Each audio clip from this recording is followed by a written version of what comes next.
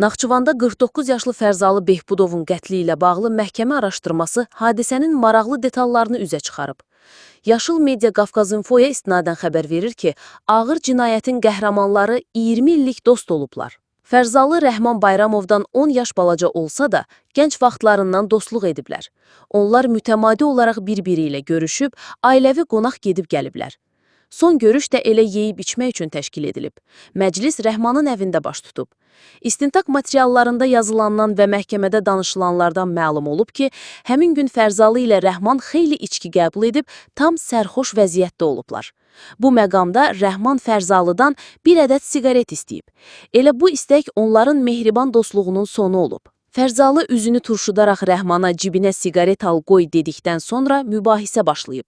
Dostlar bir-birinə qarşı nalayıq sözlər işlədiblər, əsəblərini cilovlaya bilməyən Rəhman stolun üstündən bıçaq götürərək Fərzalını qətlə yetirib. Rəhman məhkəmədə həmin günü belə xatırlayıb. Yeyib içdikdən sonra ürəyim siqaret istədi. Dedim bir siqaret ver. Qayıdıb dedi ki, sən heç vaxt cibinə siqaret qoymursan. Onun etdiyi hərəkət düzgün deyildi. Özünə də dedim. Əsas da söyüş söydüyü üçün dava etdik. Qalanı da məlumdur. Məhkəmə istintaqı zamanı toplanmış sübutlar, həmçinin şahidlərin ifadələri ilə ittiham təsdiqini tapıb. Naxçıvan Ağır Cinayətlər Məhkəməsinin hökmü ilə Rəhman Bayramov qəsdən adam öldürməkdə təqsirli bilinərək 12 il azadlıqdan məhrum edilib.